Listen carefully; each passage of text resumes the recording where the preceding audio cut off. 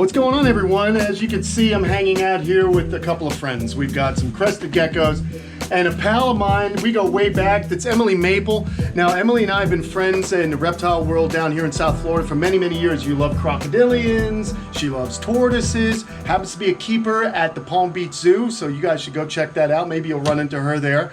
You take care of everything creepy crawly over there, don't you? That's right. All right, very cool. But the thing she's here today about, to talk to us about, is crested geckos, because she's the owner-operator of Emily's Geckos. Emily's Geckos. There you go. And Kate's on hand, too. Oh, hi, everyone. So the reason I wanted to do this is because I don't know anything at all about crested geckos. And so many of the people that watch the show, you know, they get to see some of the animals, the bigger animals that we get to keep outside in Florida. But I wanted to focus on an animal that's really good and can be kept indoors successfully. Right. Yeah, Okay. and these guys are really the perfect pet for indoor climate. So Awesome. I'm going to show you a little bit about these guys. So we have an enclosure over here. It's a bioactive enclosure. Okay. Which you may or may not have heard about. That's kind of a big buzzword these days. That's right. But, go ahead and tell them what it is.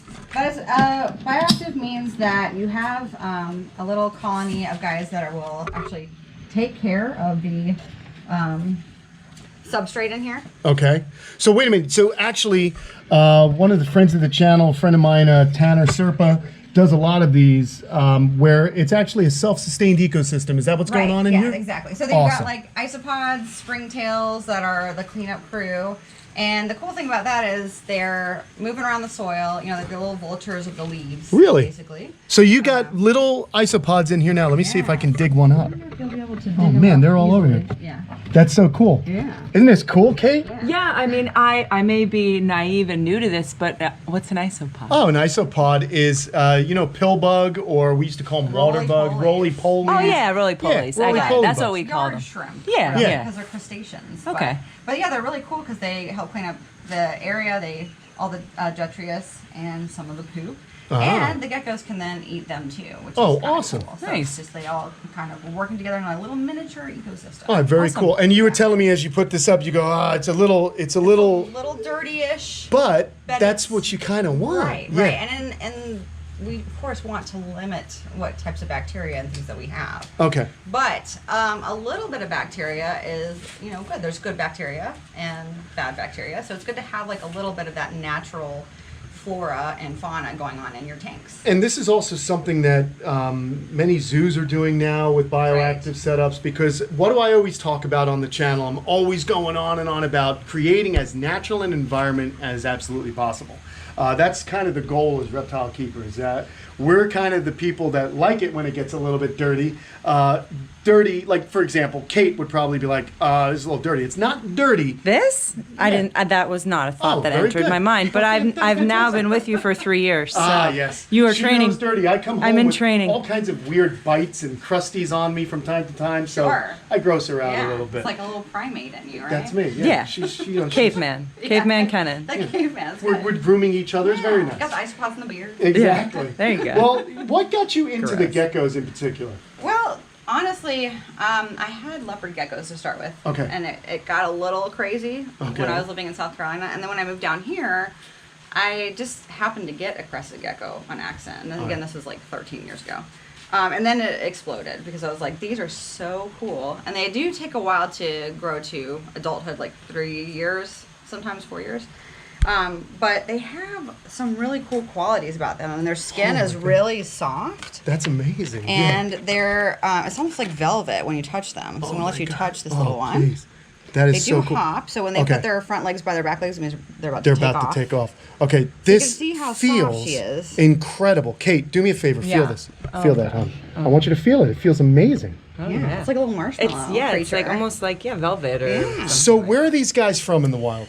So they're from New Caledonia, Okay. which is actually pretty similar to Florida, except it's cooler. Like Really? It's a temperate rainforest type place. Okay. And the really cool thing about it is their temperatures there are like in our home, so like 70s.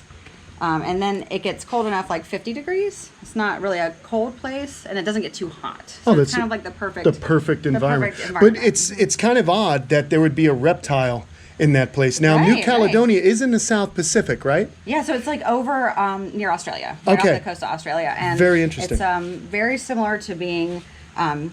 Well, I guess there are a lot of weird things that are from over there because, like, go to New Zealand. Yeah, New Zealand, exactly. The tuatara. Yeah, tuatara. That's what I was gonna say. Yeah, cool. Have you ever touched one? I have. Okay, so that was a lifer for me because it feels just like a crested gecko, doesn't it? It's amazing. It's very soft. I had the opportunity to go to the San Diego Zoo with my friend Brett Baldwin and see their setup of tuatara. Now, why I bring the tuatara up is because they also, like these crested geckos, like cooler cool. temperatures. So it's really interesting to think about a reptile that likes cool temperatures. And this is a really great, as we mentioned at the top, it's a really great species for people that live up north because your indoor temperatures are probably pretty perfect in the winter for these animals. Yeah. Okay. So the only challenges that people up north are going to have, of course, is humidity. Because down here, we are very humid. There's just a bunny around. Random bunny. She got a little nervous. Kate gets nervous with random bunnies. All right. This is like night edition. I don't know what's happening out there. So that's the cool thing about them. But also what's cool is these guys are called polymorphic, which means that they will produce offspring of all different colors and types. So for the most part, you can kind of selectively breed colors, but every once in a while you get like a weird mailman's kid, random coloration, and that's the beauty of it because these guys are it's a surprise. It's natural. It's a really cool surprise. This one came from a brown gecko and a lavender gecko. So lavender is like a grayish color is really what it is. Oh, man. And this is one that I produced many years ago. She's making her own little babies. So these guys, I mean, the sky's the limit, you know? Like, there's all different colors. So if you only like pink stuff in your house, then you can have a pink gecko. Oh, that's crazy. That's really yeah. So you can color coordinate. Exactly. Or you could just, if you like having a little bit of nature in your home, like some people like us like to have a little bit of nature in your office space, these are the kinds of guys you could have in there safely. And how old is this? I'm sorry. There's a bunny keeps running back and forth here. It's freaking her out. How old is this guy? This one's probably, I'm going to say like 9 years old. Wow. How long do they live? Yeah, so 20 plus years. And these are a longer lived species, just like the tuatara, which lives a very long time. These cooler species of lizards and tuataras are their own classification. Live a little bit longer, I think, because of the climate. And slower metabolism. They don't have to rush. Similar to tortoises, they may live in a warm environment, but they're just so steadfast and slow.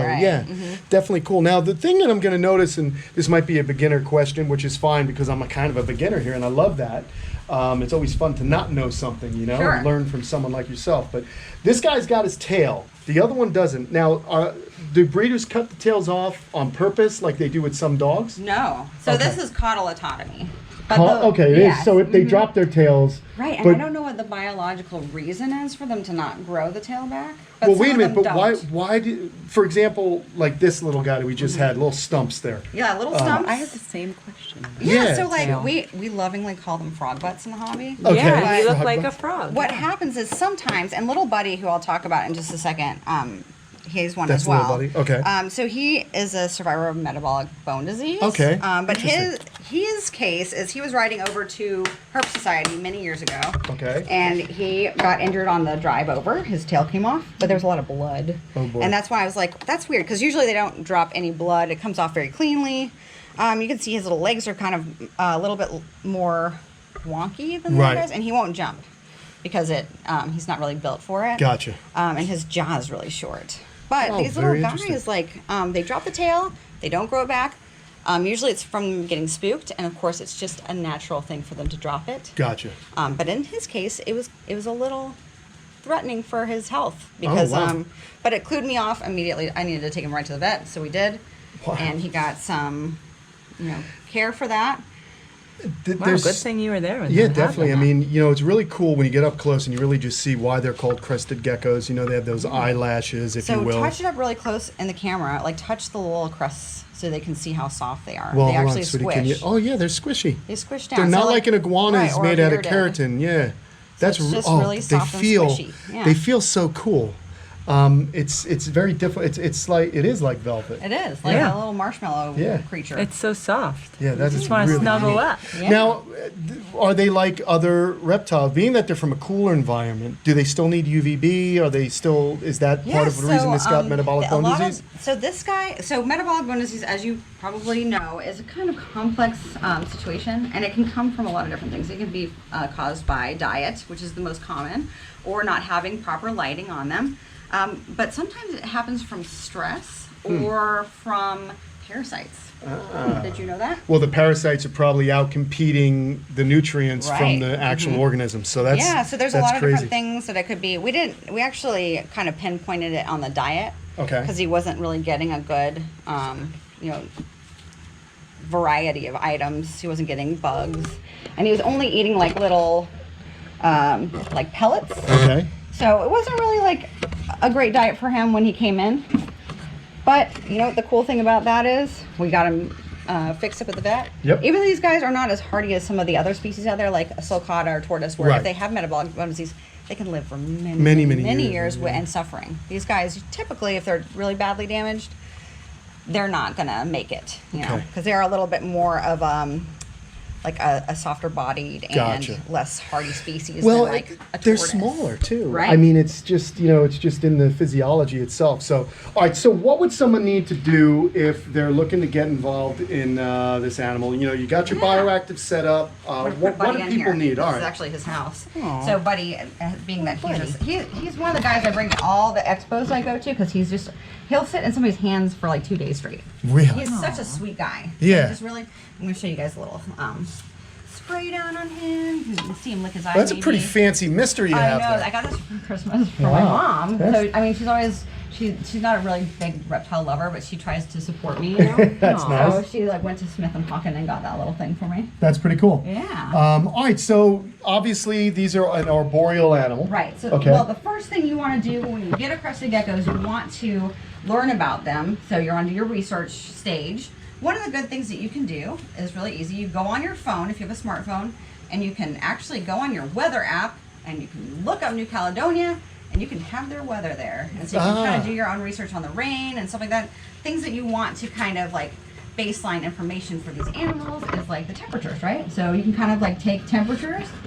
So we'll take a little temperature reading here. All right. Temp gun. So some people get the little temp gauges. I like using a temp gun because it's very high tech. Yeah, I like those too. You can see this is 79, so this is still like a nice, comfortable temperature. That's pretty cool. These temp guns you can get at any home improvement center. You can, or you can get them on Amazon, of course. That'll work. Go to the Amazon and get it.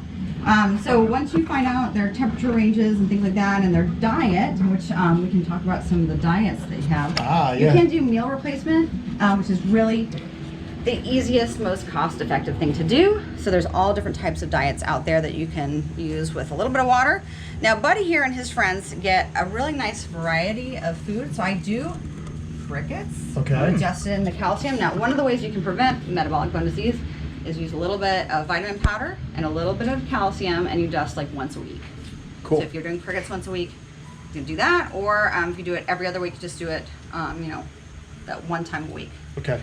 So that's good. You can put a little bit in their food too. And that stuff has. But now this stuff, this is the Fluker's diet. Now this diet is going to have fruit and insects mixed in. So you reconstitute it in water? Is that how you do it? So water's good. I don't use nectar because it's added sugar, which can cause gout, which is a real problem with a lot of reptiles.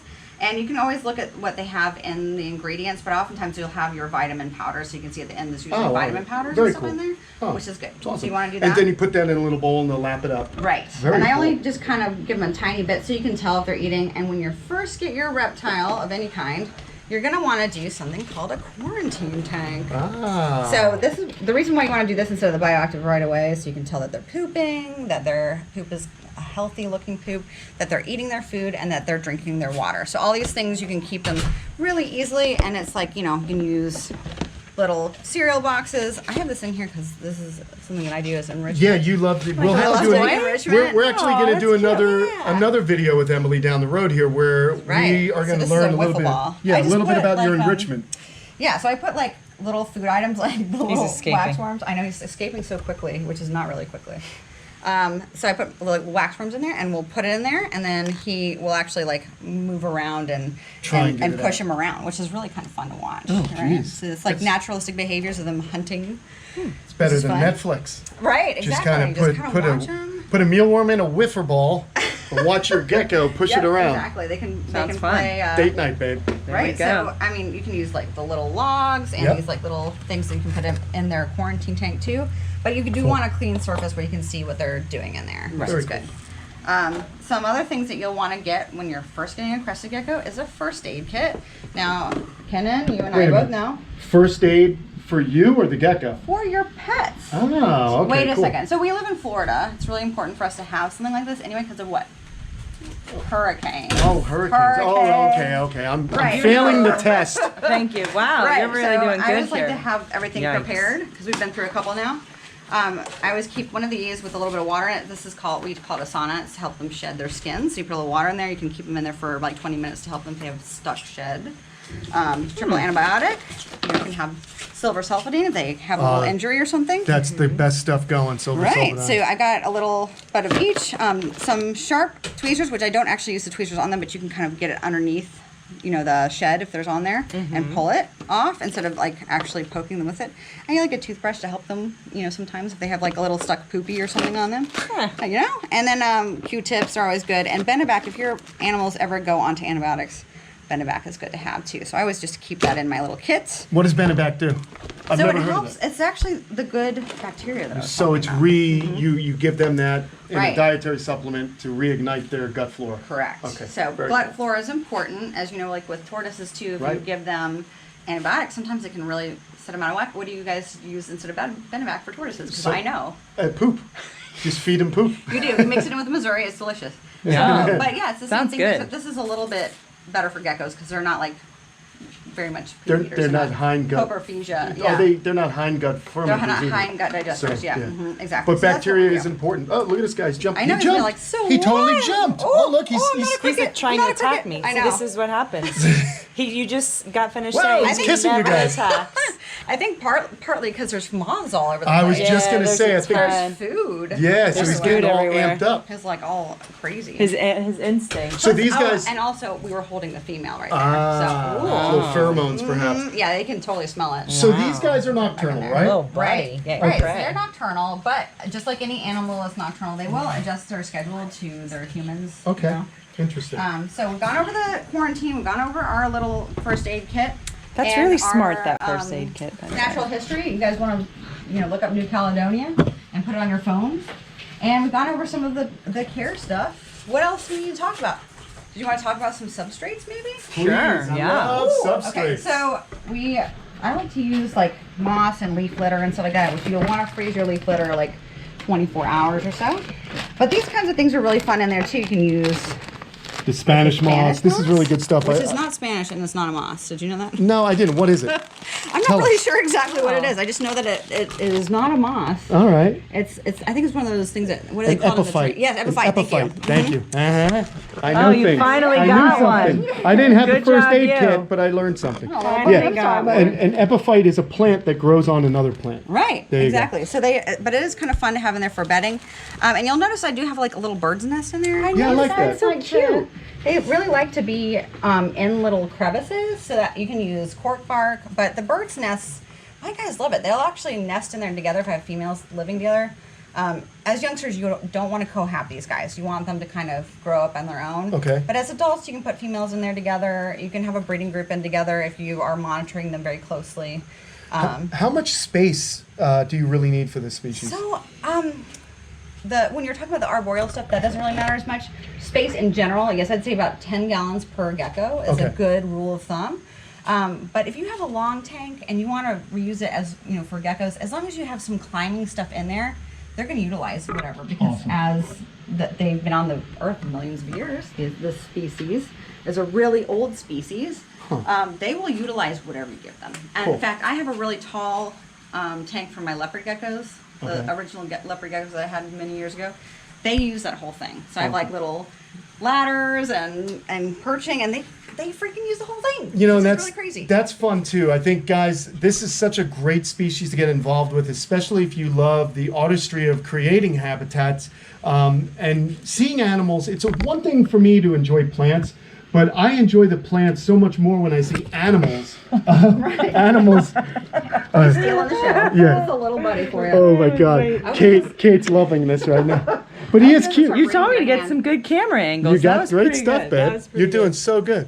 But then you jump. Then the camera does this. No, he jumped a on little my bike too, like a I'm little not BMX scared bike of for the next time. gecko. Oh, I thought you were scared of the gecko. You want him to ride a bike, I heard? Yeah, Nah. BMX. There you It's go. part of his enrichment. Yeah, right. but this is great. So, I mean, you know, obviously, there's so many things that you can do with their environments and their little personalities. I love this guy. Yeah. And this is the one with the metabolic bone disease, This the is their recovery? little story. Yeah. I feel like because he was such a wild and angry creature when I got him, and Yeah. now he's, as you can see, he's very placid, very personable. So that's kind of how he was telling me he was in pain. I think metabolic bone disease is probably a very painful disease Gotcha. too.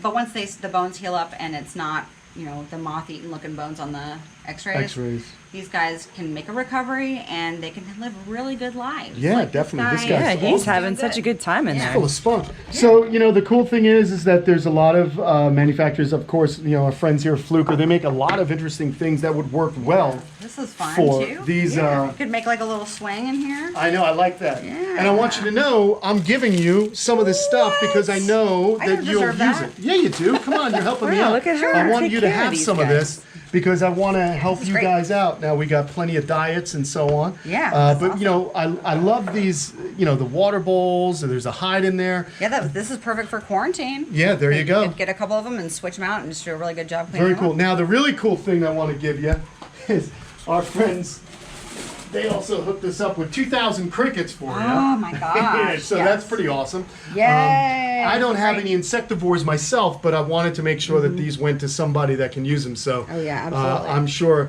my biggest problem was I'm going to have to go to Fluker and learn how to keep crickets alive. I don't do well with keeping the crickets alive. Yeah, I mean, you should turn this into your White's tree frog habitat, and then you could just have them out.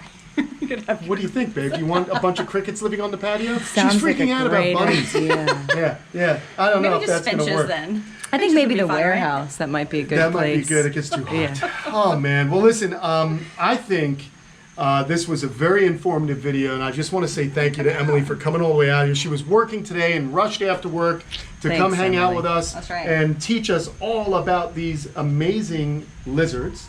I'm interested. I think it's a really cool species. Again, guys, normally I'm involved in larger animals, but sometimes it's cool just to kind of see what's happening in the canopy that you may not always see all the time. Now, do these guys, real before we go, these guys are like mid-level? Do they live in the mid-level of the tree, or are they all the way at the top? They're usually like in the mid. Okay. Sometimes they're on the ground as well. They will go on the ground, okay. One other fun thing that I do for research is I try to friend people on Facebook that are living in New Caledonia. So I have a couple of friends that they post things about the habitat, which is really just an eye-opening thing. Yeah, There are really some cool. other channels on YouTube that have traveled. I'm not a very well-traveled person because I'm a zookeeper. I'm poor. So I don't travel a lot, but it would be cool to see those types of videos, you know, if you're doing research. Right. And you can see, you know, what they're experiencing out there, the temperatures, and I've heard they've got some really good snorkeling out there. It's like the Yeah. biggest lagoon in the world or Oh, something. that's in New awesome. Caledonia. Wow. Yeah. So you guys are definitely getting a lot of ideas. Reinforcing some things I've said. Emily, you heard it right here. Emily is a professional zookeeper. You know, this is her passion. Yeah, it's my hobby. This But is all you fun. can take your profession and passion, and sometimes the two meet. And it's really cool.